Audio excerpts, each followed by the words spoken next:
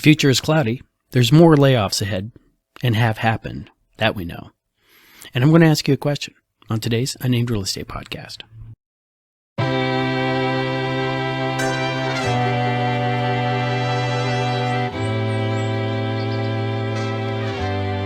Well, hello there. My name is Charles Ray Dawson. I am the Associate Broker, Residential Sales Manager of ProStar Realty. This is the Unnamed Real Estate Podcast, episode 88. And that's what happens when you only have one cup of coffee in the morning. You start to record early. So how you guys all doing? All right. It is currently today, October the 6th. It is 12 o'clock. And I'm trying to get some recording done early today so I can hopefully skip out later on today. And the funny thing about real estate is you never know what the next phone call is going to bring. And it's been one of those next phone call kind of weeks. So if you ever find yourself in that situation where, chaos abounds, if you have something you can do it then. Because you're really not sure what's going to happen, 5 minutes later in that job that you decide to push off. Get back to that after lunch. You never know if you're going to get to lunch. And if you never get to lunch, you never get back to that problem after lunch. So, not that I'm whining, mind you. All right. This is a job I asked for. All right. I could, it's funny. I was mentioning to somebody the other week that, some people, when they have stress dreams and whatnot, they, this, then. When I don't even want to call them stress dreams, but tension dreams and stuff. I go back to old cubicle-held jobs. And I have never had a bad dream about real estate. It's always back in the cubes, back in working in a cube farm for some nameless, faceless bureaucracy, Fortune 500 company that's going to suddenly decide to get rid of my job to maximize shareholder values or something like that. In real estate, you don't have these dramas. In real estate, you have other dramas, like one of your buyers suddenly deciding to take his monthly hours that he works, and hey, we're a little short for work right now. I'll just let somebody else work a shift. I'll take a couple, half weeks off here. Make sure the kids, have families and whatnot. Get the workable, billable hours, because, oh my God, underwriters have a cow about that. So, but it's resolved. We're going to get that taken care of. So, couple things this week. One, let's start with the news. We'll go into the numbers. Catch on the back end of the numbers, and then we will I'm going to ask you guys all a question. First thing in the news is the news. With the interest rate little kerfluffle we just have with the Fed raising rates and like that, we're still seeing the ripples of that through the industry. A couple things. Every morning I wake up, I look at the news sources, and there's another national real estate company now announcing more layoffs. This week it was a company called Homey. Homey not only decided to get rid of its CEO, but they dropped like 25% of their work staff this week. And Homey was my competition. All right. What Homey does is that they were one of those flat fee national brokerages that we're not going to try to sell your house, but we'll put it on the MLS for you. All right. Why pay real estate agents for all of those other things that they say they do when all they're doing is just putting a sign up on the front of your house? We'll do that for you. We'll put it on the MLS, and just send us a check, and no, we're not going to help you negotiate the contract. Hell, we're not even going to tell you what the contract means. That's all on you, the seller. But you know better. You don't need a real estate agent. You can call Homey. Well, their business model is blowing apart. A lot like a lot of other companies that you see formed in the last 5 years or so. Their business models sound really good in a market frenzy where it's sellers got all the cards, and you see an open door, an offer pad, and the problems that they've been having. We saw Zillow go out early, all right, but that was just because of institutional problems that they had, namely their algorithm was mispricing properties.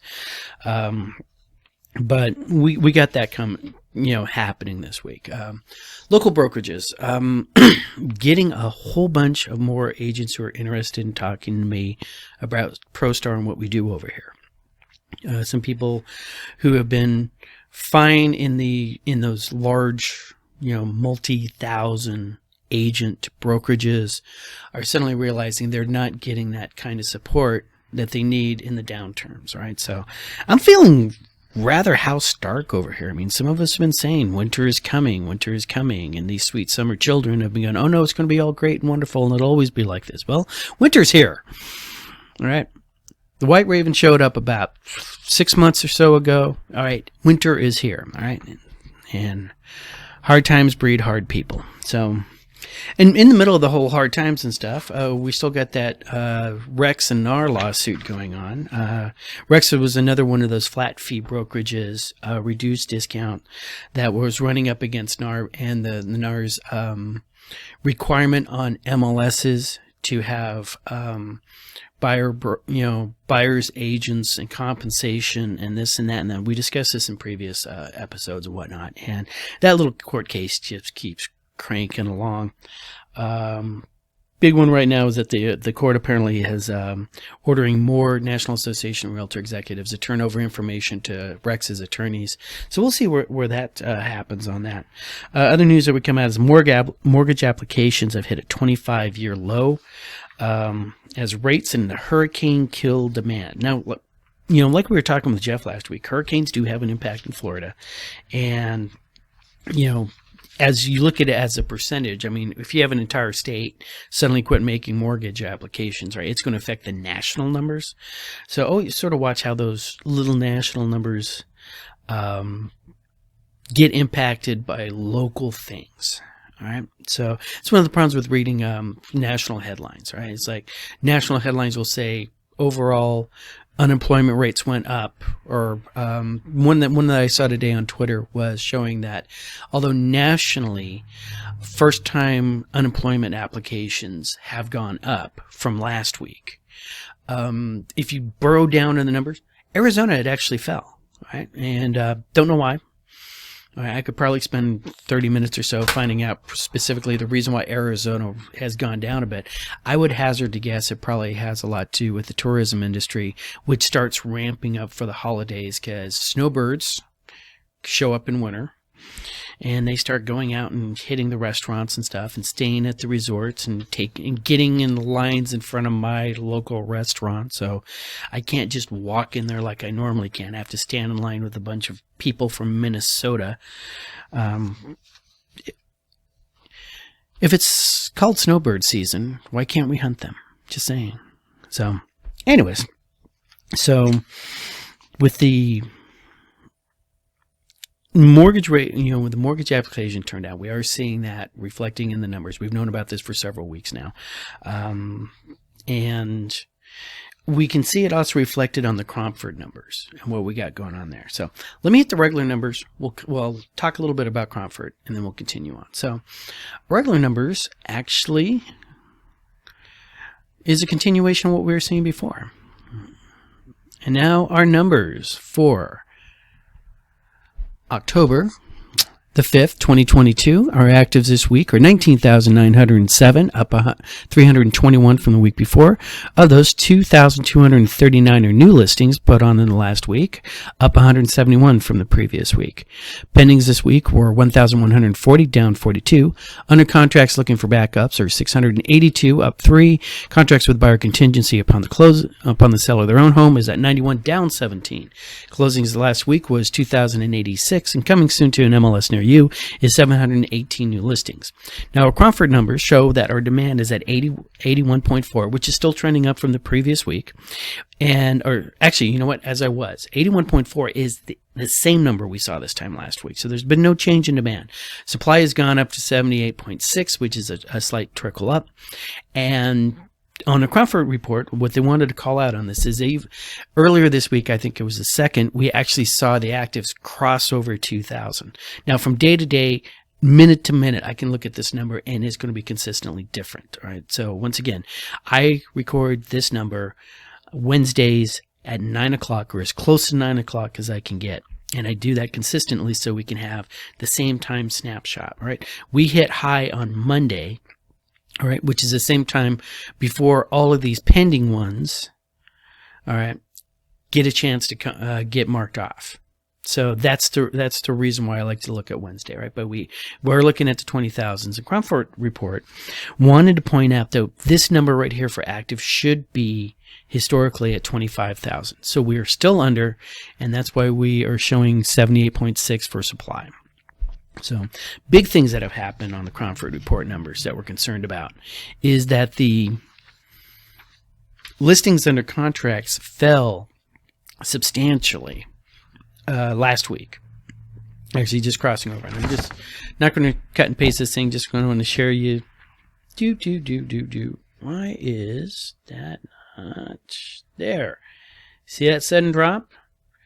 That's listings under contract, right? That just dropped down like that, and it had been trending down through the course of the year, all the way back into April. All right, as you can see, but all of a sudden we got that big, drop down. That was definitely interest rates. All right, those interest rates have kicked in and really knocked everything back. And we use the term days of supply to mark how if not one new house hit the market starting from here on out, and it just keeps coming off the normal houses going on a contract under contract, how long will it be until we run out of houses altogether? All right. So our days on supply on this,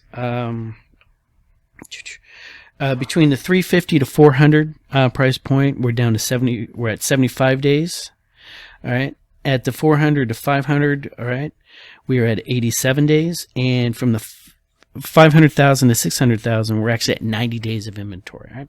And it's been a truism before in the past that 60 days was considered on balance. So we can definitely see that we are above days on market, and that's just a way to sort of another number that we use to track supply and demand on that. Other things that I noticed on this thing that they called out is active listings. We got more active listings between that 350 to 400 mark than we have since January 2008. All right, we got the highest amount of 400 to 500,000 listings that we've ever seen. All right, if you've ever been in that 400 to 500,000, since they started tracking this, we got more listings in that price point than we've ever seen before. All right, and for the 500 to 600,000, we have the highest count of listings since 2007. All right, interesting numbers to look at. All right, and yet, remember, and this sounds weird to say so, all right, but we still don't have enough listings. All right, we still do not have as many listings as we should have. So that being said, let's talk about Facebook. All right, so on Facebook the other day, actually it was just today, I woke up this morning. Facebook always shows the memories and stuff like that, and it reminded me of something that a conversation that I had a year ago. All right, and I wanted to share this with you. All right, the conversation that I had a year ago. All right. Copied onto Facebook because I'm clever. All right, guy on phone. Where do you think the industry is going to be in 2 years? Me. Hopefully a successful real estate transaction won't be going into the neighboring village and killing everyone for their farmland. All right, that's something I said just off the top of my head, sort of as a joke, but that was a year ago. And now we're in a completely different scenario. All right, a year ago, we were looking at super low demand or super low supply. Demand was still very high. All right, we had not seen this sudden rate hike going on. We were still climbing. We were still looking 24% appreciation, year over year. And then a couple things happened. This recession kicked off. All right, things that kicked off the recession was that big long conversations about that. Is the recession caused by inflation? Is the inflation a result, all right, of the recession? All right. How much of an impact did the invasion of Ukraine have on this whole thing? I don't want to call any of the stuff that we've seen a black swan, all right? Because a black swan really is supposed to be that thing that nobody could have seen coming. And everybody always knew there was a potential of Russia to go into Ukraine. There were a whole bunch of people screaming and yelling that just writing checks and sending them out to everybody, whether or not they needed them or not, were going to be inflationary. There were a whole bunch of people saying if you stop domestic oil production, it is going to drive up the price of commodities, and by driving up the price of commodities, you will run us into a recession. Right? There's always going to be arguments on both sides. Right? And what's fun is what people do when they prophesize things is they go and they, if I give you 5 prophecies and one of them come true, well, next year I'm going to be talking about how I was right that one time when I said, I told you New Orleans was going to get flooded one of these days because of a hurricane. Right. Now, I'd only been saying that like 10 years before Katrina, but I knew that was coming down the pike. All right. So afterwards, I could walk around feeling pretty smug, saying, yeah, I knew Katrina was going to happen. Apparently, the only people who didn't realize Katrina was going to happen and New Orleans was going to be flooded was the mayor of New Orleans. And that being said, the governor of Louisiana and a whole bunch of other people were actually elected to worry about these things. But there have been prophecies before in the past that I've probably made, and they just come not true. All right. Remember, I'll call you straight up. All right. I did not think interest rates were going to go above the 4s at the beginning of this year. I knew they were going to go up. All right. But nobody at the beginning of this year really realized how this recession that we're kicking into was going to, and this inflation was going to quite kick off like that. All right. So that all being said, I am in watching a lot of various YouTube channels, and various YouTube channels produce various bits of prophecy. So what I want to do is I want to take this particular podcast and these videos that I'm doing and get a little bit more off of the news and what I think of the news and where the news is going, and just get more into the, but that's the fun stuff. That's the stuff I like, right? But get back to the, hey, this is a contract. This is, things. Discuss the various billions of articles I see every day of what the new up-and-coming color scheme is going to be. All right. A couple years ago, for some reason, somebody was really pushing navy blue with brass fixtures, especially in kitchens. I probably had 3 friends send me articles showing these kitchens, the hot new trend with white marble countertops, right? I don't think there's any builders out there doing it. If you know anybody out there that is supporting this hot new trend that they were pushing so hard a year ago, please send it to me, because I'd really like to see what's going on with that.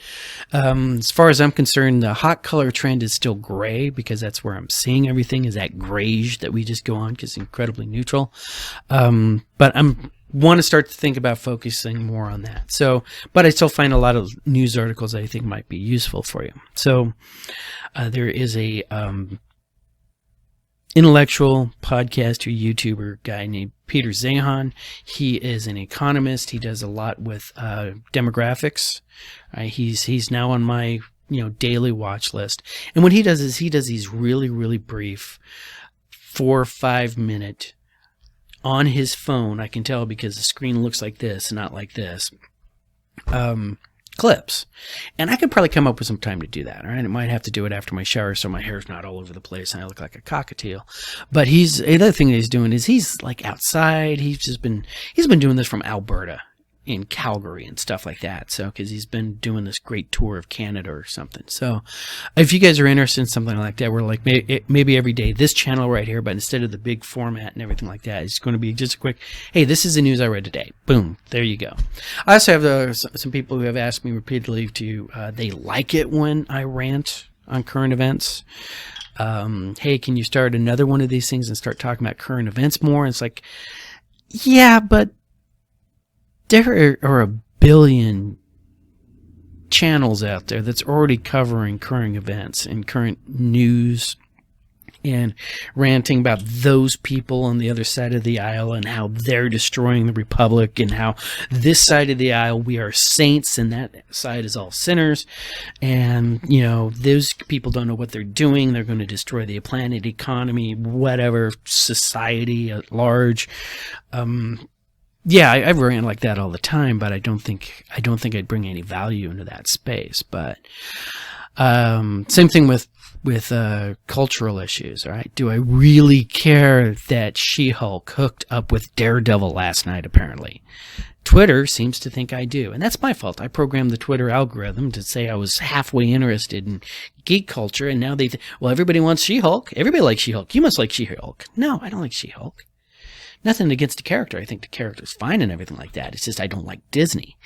All right, and I don't go out of my way to get a subscription to Disney. But so in the comments below, if you guys could do me a favor, if you like the idea of the short little blurbs weekly kind of stuff, please just leave a comment below going or daily.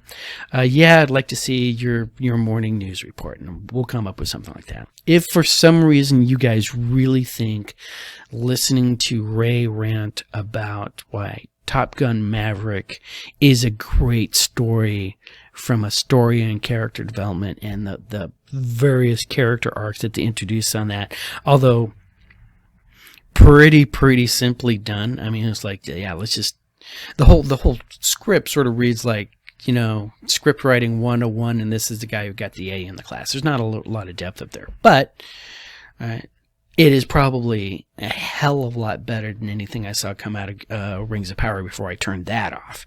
So if you want something like that, I'll leave that in the show notes below. And if I do that, that will not be on this channel. That will come up in a completely separate channel, and people who specifically ask for it, I will individually contact and let you know the super secret channel.